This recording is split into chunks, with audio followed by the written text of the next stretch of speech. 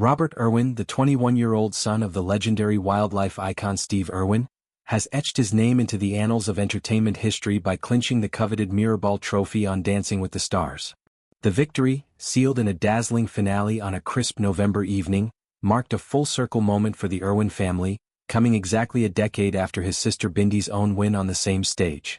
Paired with the effervescent professional dancer Witney Carson, Robert captivated audiences week after week with his infectious energy, graceful footwork, and an unyielding commitment to infusing every routine with a message of environmental stewardship. Backstage, amid the confetti and cheers, Robert's voice cracked with emotion as he reflected on the milestone. "To follow in those footsteps and to do the same has meant everything to me," he shared, his eyes shining with a mix of pride and gratitude. "This triumph," he emphasized, "transcends the glamour of the ballroom. It's a megaphone for the conservation causes that have defined his life since childhood." For Robert, the Dancing with the Stars journey was never just about the steps or the scores. It was a platform to amplify the Irwin legacy. Growing up at Australia Zoo on Queensland's Sunshine Coast, he was immersed in a world where education and action went hand in hand.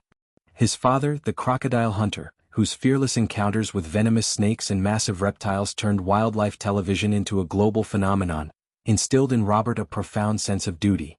Steve's untimely death in 2006, when Robert was just 2, left a void, but it also forged an unbreakable resolve in the family. Bindi, now 27 and a mother herself, channeled that energy into her 2015 DWTS win, using the exposure to spotlight endangered species and habitat protection. Robert, watching from afar as a teenager, absorbed those lessons like a sponge.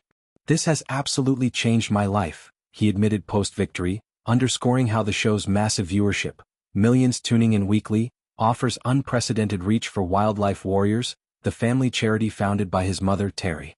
At its core, Wildlife Warriors focuses on hands-on conservation, from anti-poaching initiatives in Africa to rehabilitation programs for koalas and kangaroos in Australia. Robert's win, he explained, elevates these efforts into the mainstream spotlight. "It's about making the world a better place," he said, drawing a direct line from Bindi's trophy lift to his own. "And when I watched her lift that mirror ball, I saw her lifting that message."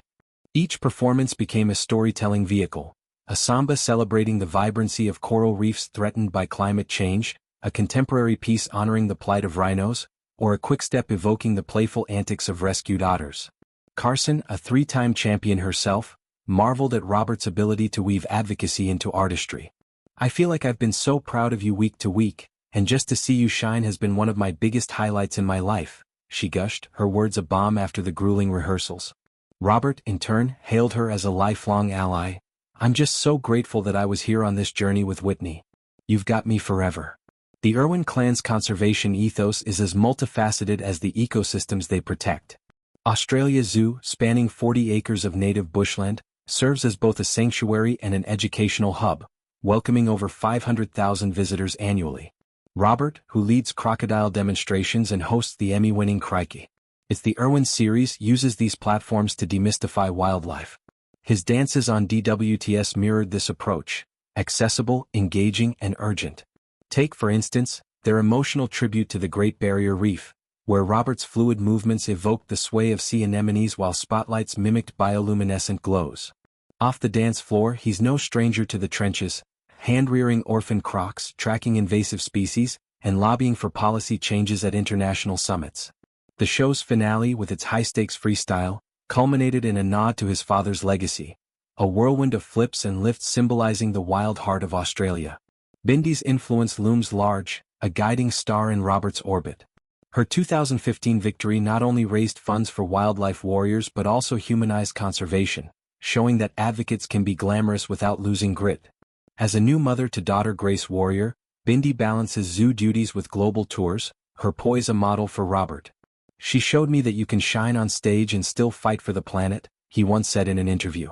Their sibling synergy extends to collaborative projects, like the recent My Wildlife documentary series, which chronicles their daily battles against biodiversity loss.